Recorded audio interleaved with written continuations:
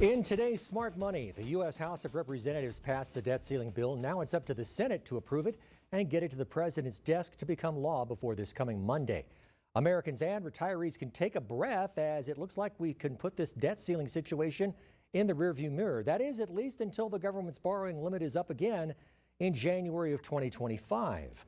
ABC-7 financial contributor Brian Mirau joins me now. Brian, what do you think about the debt ceiling, and should Americans continue to be worried about the government spending and the national debt? Well, glad to be here today, Mark. You know, I'm certainly glad that the Democrats and the Republicans came to an agreement on the new debt ceiling bill and are close to extending government spending.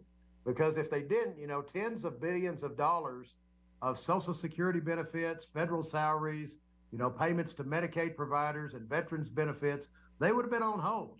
And that could have sent our country into chaos. And I do think that we should still be concerned about the national debt in our country. You know, currently we are around $31 trillion, and that number keeps growing every day. And we must hope that talks continue in Washington and they can trim down on some wasteful spending.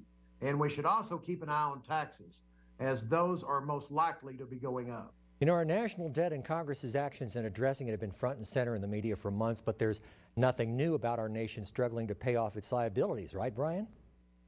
Well, excuse me, that's right, Mark. You know, actually, our country's debt dates back to the Revolutionary War in 1776. Back then, the Continental Congress could not finance the Revolutionary War, and Benjamin Franklin and John Adams, they actually secured loans from the French and the Dutch.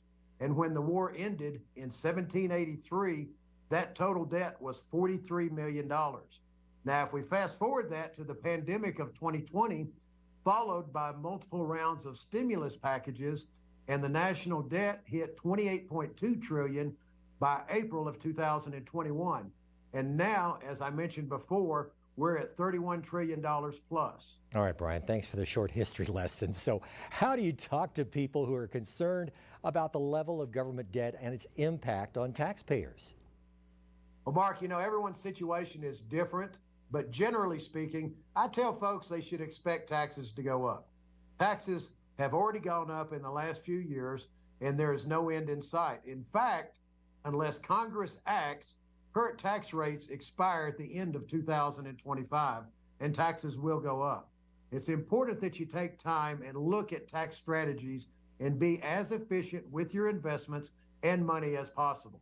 So, Brian, what's the lesson for people who are concerned about the amount of government spending and the possibility of tax increases impacting them, especially in retirement? Well, Mark, you have to have a game plan for your retirement, and taxes are a huge part of that. You want to be as tax efficient as possible. And, you know, today I'm offering a free in-depth tax analysis for our viewers. And in the tax analysis, we identify opportunities to become efficient against taxes in the future.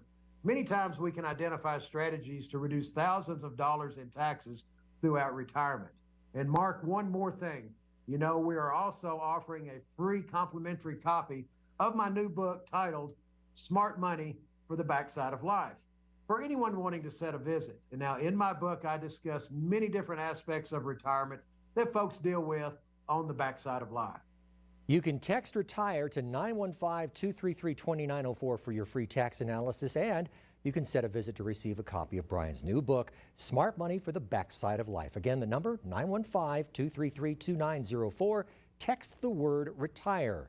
You can also visit Mirau Capital's website online at miraucapital.com/TV. ABC-7 financial contributor Brian Mirau with Mirau Capital Management. Thank you for your time, sir. Mark, thank you so much for having me today.